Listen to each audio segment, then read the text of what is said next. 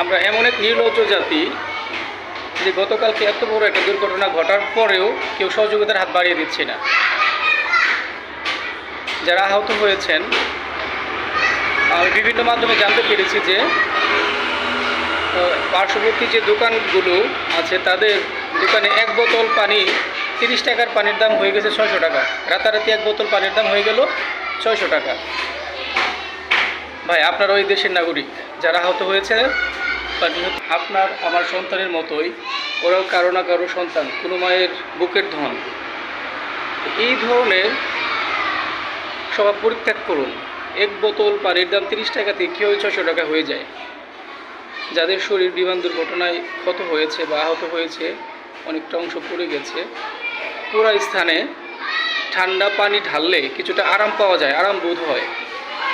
আর এই সুযোগে কিছু অসাধু ব্যবসায়ী 30 টাকার পানির বোতল করে ফেললো 600 টাকা। কি হৃদয় বিদারক, কি নির্দয় মানুষ! এদেরকে যে কি ভাষায় কি বলবো, আমি ভাষা খুঁজে পাচ্ছি না। আবার দেখলাম একদল ভাইয়েরা রক্ত দেওয়ার জন্য হসপিটালে ঢুকেছেন, হসপিটাল থেকে বের হয়ে দেখছেন 80 টাকার ডাব 500 টাকা। এটা কি হচ্ছে দেশে, কি চলছে, এগুলো দেখার কি কেউ নেই? এতটা নির্দয় হবেন না আপনারা।